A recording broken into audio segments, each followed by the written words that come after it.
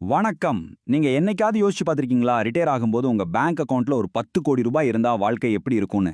அது வெறும் கனவு இல்லங்க. சரியான ஒரு ப்ளூ பிரிண்ட் இருந்தா அது கண்டிப்பா அடையக்கூடிய ஒரு இலக்கு தான். அடுத்த கொஞ்ச நேரத்துல அந்த ப்ளூ பிரிண்ட்ட தான் நாம ஒண்ணா சேர்ந்து உருவாக்க போறோம். ரெடியா இருங்க. இதுதான் நம்ம முன்னாடி இருக்கிற பெரிய கேள்வி. 20 வருஷம் 10 கோடி ரூபாய். இது சாத்தியமா? நிச்சயமா சாத்தியம். ஆனா எப்படி? வாங்க, அதுக்கான பதில தான் நாம இப்ப தேடப் போறோம். 10 கோடி! இந்த நம்பரை பார்த்து மிரண்டுடாதீங்க. இது வெறும் ஒரு டார்கெட் தான். எந்த ஒரு பெரிய இலக்கையும் போலவே இதையும் நாம சின்ன சின்ன படிகளா உடைக்கலாம். அதுல முதல் படி என்னன்னா, இதை சாத்தியமாக்குற ஒரு முக்கியமான கான்செப்டை புரிஞ்சுக்கிறது தான். இத அடைய நமக்கு எந்த ஒரு மந்திரமும் தேவையில்ல. நமக்கு தேவையானது ரெண்டு விஷயங்கள் தான். ஒன்னு, ஒரு பவர்ஃபுல்லான ஃபினான்ஷியல் ஐடியா. ரெண்டாவது, அதை செயல்படுத்துறதுக்கு ஒரு ஸ்மார்ட்டான கருவி. அது என்னன்னு பாப்போமா? சரி, முதல்ல அந்த பெரிய ஐடியாவுக்கு வருவோம். அதுதான் ஃபியூச்சர் வேல்யூ. தமிழ்ல சொன்னா எதிர்கால மதிப்பு.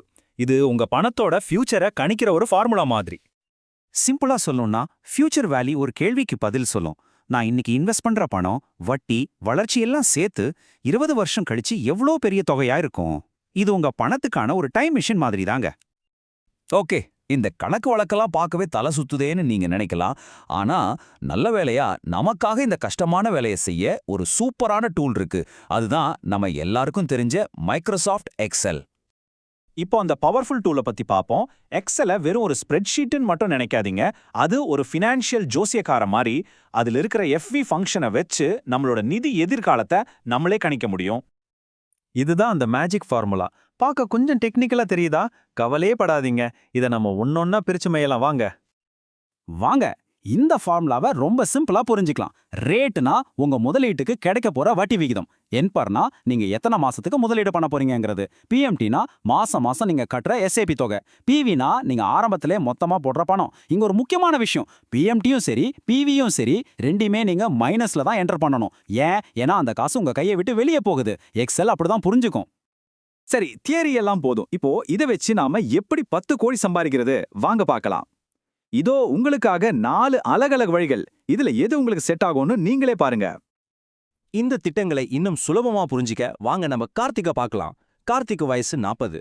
அவரோட இலக்கு அடுத்த 20 வருஷத்துல, அதாவது 60 வயசுல 10 கோடி ரூபாய் சேர்க்கணும். வாங்க அவரோட பயணத்துல நாமளும் சேர்ந்து பயணம் போவோம். முத வழி, உங்ககிட்ட ஆரம்பத்துல மொத்தமா இன்வெஸ்ட் பண்ண பணம் இருந்தா இந்த டேபிள நல்லா பாருங்க. நீங்க ஆரம்பத்துல போடுற பணம் அதிகமாக அதிகமாக உங்களுக்கு தேவைப்படுற வருடாந்திர வருமானம் எவ்வளவு குறையுது பாருங்க. 25 லட்சத்துக்கு கிட்டத்தட்ட 20% ரிட்டர்ன் தேவை. ஆனா அதுவே 1 கோடி போட்டா வெறும் 12% வருமானம் கிடைச்சாலே போதும். இதுதான் ஆரம்ப முதலீட்டோட பவர். இப்போ ரெண்டாவது வழி, இது நம்மள மாதிரி நிறைய பேருக்கு பொருந்தக்கூடிய வழி, எஸ்ஐபி. ஆரம்பத்துல பெரிய தொகை இல்லைனாலும் மாசம் மாசம் ஒழுக்கமா முதலீடு பண்றது. இந்த நம்பர்ஸ்ல ஒரு மேஜிக் நம்பர் இருக்கு.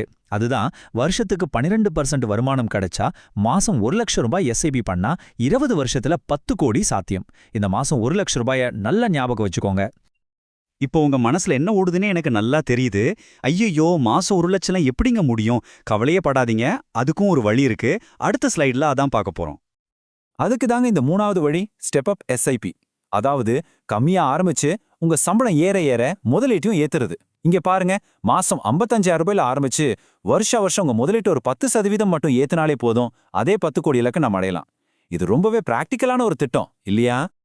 இப்போ 4வது வழி. ஒருவேளை இதுதான் இருக்கிறதுலயே ஸ்மார்ட்டான வழியா கூட இருக்கலாம். இது ரெண்டையும் கலக்கிறது. அதாவது உங்ககிட்ட இருக்கிற ஆரம்ப முதலீட்டையும் மாதாந்திர எஸ்ஐபியும் சேர்க்கறது.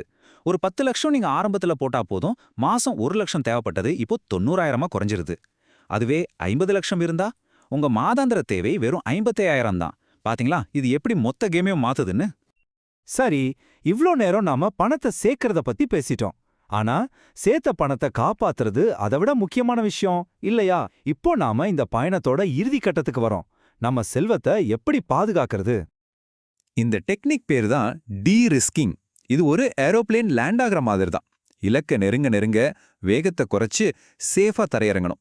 அதே மாதிரி தான் அதிக ரிஸ்க் இருக்கிற ஷேர்ஸ்ல இருந்து உங்க பணத்தை கொஞ்சம் கொஞ்சமா பாதுகாப்பான டெப்ட் ஃபண்ட்ஸ் மாதிரி இடத்துக்கு மாத்துறது. இந்த சார்ட் பாருங்க, ரொம்ப அழகா சொல்லுது. உங்க பயணத்தோட ஆரம்பத்துல நீங்க ரொம்ப அக்ரெசிவா இருக்கலாம். உங்க போர்ட்ஃபோலியோல 80% கூட ஷேர்ஸ் இருக்கலாம். ஆனா இலக்கு கிட்ட வரும்போது நீங்க ஒரு காவல்கார மாதிரி மாறணும். உங்க ஷேர் முதலீட்டை 20% மாதிரி குறைச்சு உங்க மூலதனத்தை பாதுகாக்க ஆரம்பிக்கணும். சரி, இது எப்படி பண்றது? இதோ சில சிம்பிள் ரூல்ஸ். உங்க இலக்குக்கு 2 இல்ல 3 வருஷம் முன்னாடியே இந்த வேலையை ஆரம்பிங்க. அவசரப்பட்டு மொத்தமா மாத்திடாதீங்க. கொஞ்சம் கொஞ்சமா படிப்படியா மாத்துங்க. ரொம்ப முக்கியமா உங்க வருமான எதிர்பார்ப்பையும் மாத்திக்கோங்க. முதல் 17 வருஷம் அதிக வருமானத்தை எதிர்பார்த்தாலும் கடைசி 3 வருஷம் பாதுகாப்பான குறைஞ்ச வருமானத்தை இலக்கா வச்சுக்கிறது தான் புத்திசாலித்தனம். 10 கோடி ரூபாய்ங்கிறது ஒரு பெரிய மாரத்தான் ஓட்டம் மாதிரி. ஆனா எந்த ஒரு மாரத்தான்லயும் ஜெயிக்கிறது கடைசி லாப்ல தான் இருக்கு.